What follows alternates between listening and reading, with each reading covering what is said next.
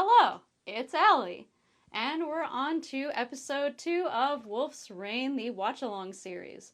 It is raining today, and it is cold AF, so I've got my comfy sweater on. So hope you all will join me on this rainy day as we continue with Wolf's Rain. Allie Finale Studios! The irony of watching Stray when it's raining, and yet this whole thing is cloudy. It just really fits the mood. I just noticed that, like, some of the accompaniment in the backup music sounds like a wolf howling, and then they have him howling in that moment. Oh my gosh, mwah. They really put a lot of thought into it. Hopefully we find out more about Cheza in this episode, because I'm really curious what's going on with that mystery. Oh, that face. That is the face you make when your ex-husband is calling you back. Oh my god, and episode 2. Episode 1, kid dies. Episode 2, we see his corpse being examined. Damn, Wolf's Rain, you're dark. Nevermore. Nevermore. Oh, it's Toboy! Look at the little boy. Oh no. He gets easily defeated by cats and crows. Oh. Look at this little guy. He's just a little guy. Come on. We go from kid's corpse to wholesome scene where girl shares sausage with Toboy. The tonal whiplash. Oh my god. It's so cute though, this scene. Is he like out scrounging for food because... I feel like spoilers, just in case. The dog catchers will get you for sure. There are dog catchers in this universe? I feel like he's out on his own because his former owner died, right? So he's like trying to scrounge for himself, but he never learned. So that's why he's starving. I didn't know there were dog catchers in this world. Take him home! Look at him! Look at that face! Come on! You're telling me you wouldn't take that home? Aww. Oh, this is interesting. So, other dogs can see them for what they actually are, but humans can't. They're presenting a lot of fascinating ideas here. Eat that good meat, boy. Eat it.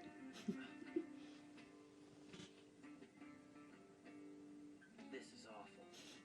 Okay, but you don't really have a right to judge, dude. It's free food.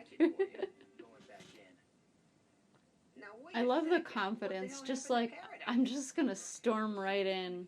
For a little excitement, I guess. He's hiding something. He's lying. But I ain't working with you anymore. Consequences. I wouldn't want to slow you down now, would I? Suit yourself. He's trying to make it seem like it doesn't bother him when it does. But I thought you didn't like dogs. And to be honest, you're starting to sound a little obsessed. I'm not obsessed, Cher. Says every person who is obsessed with something. Breathing that foul demon's breath. What a descriptor. Foul demon's breath. I'm gonna have to use that sometime. Oh no. Is he gonna approach her as a human? Oh, this is awkward. Thanks a lot. Well, before. She's not gonna get what he's talking about. Remember back in the alley? Well, that was my dog you gave him to. Oh, he's saying it's his dog. I almost had a heart attack for a minute. Yeah, he's mine. So it makes sense that Toboy wouldn't really have social skills, seeing as, like, he stayed in one place most of his life. Oh, they meet. They meet for the first time. Wait, is Blue? Blue is there too? What happened? Oh no.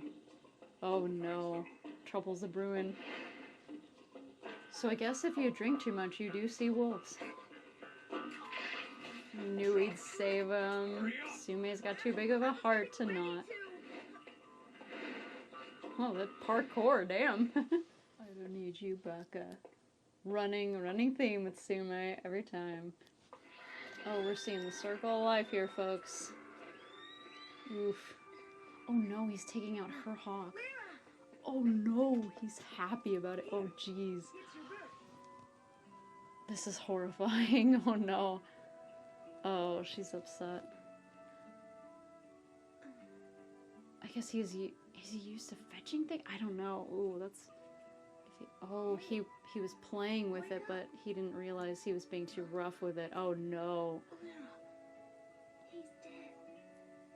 Lightbird's dead. Yikes. Oh no, he's the one crying. She's like, I'm out of here. This person's insane. Oh, did she see him transform? Oh no.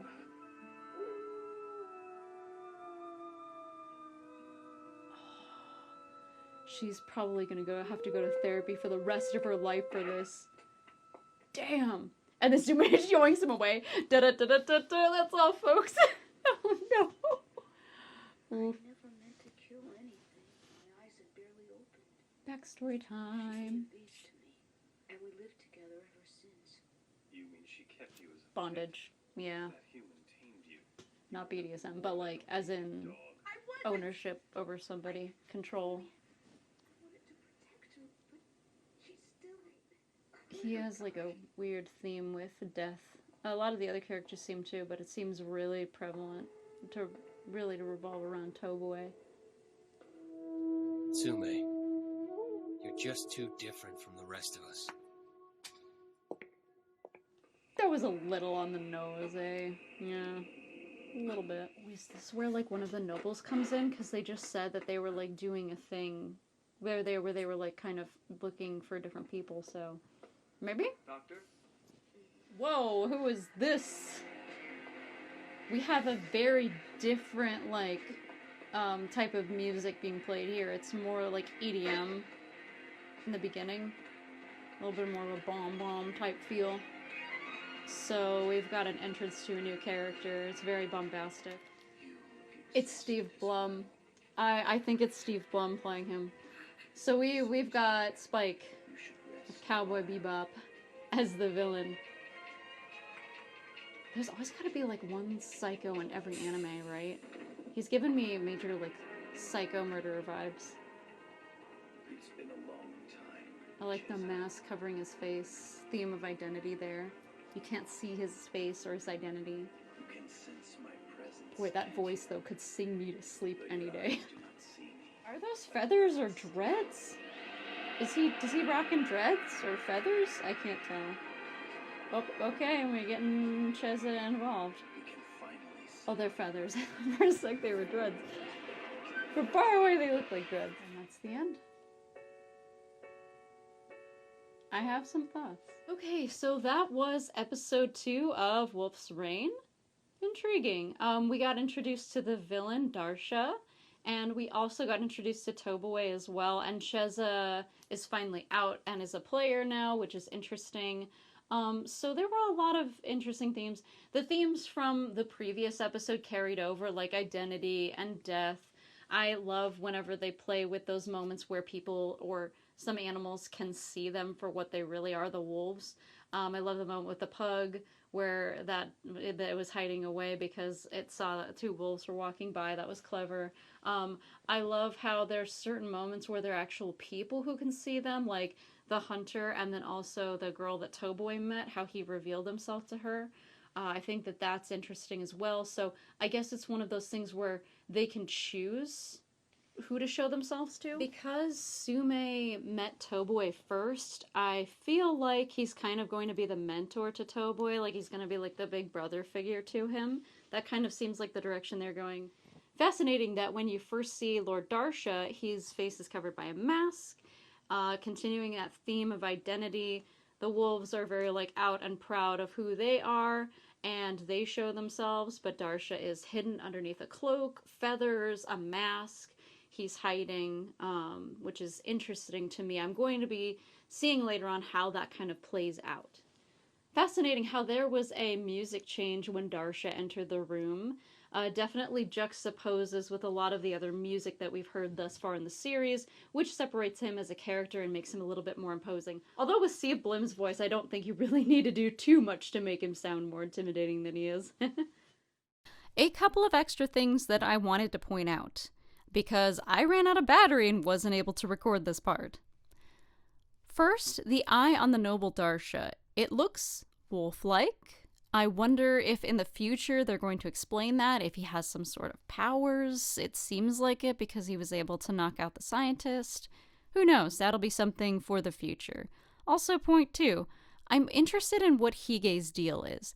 It seems like he feels a little like jaded and cynical about this world, but he's trying to like pass everything off and laugh everything off. But some of the things he mentions, it sort of seems like there's more going on under the surface than they're letting on. So that will be something to see in later episodes. Also, silly me, I decided to skip the intro song in this, and that was not to my benefit. There was a whole scene right at the very beginning that I missed.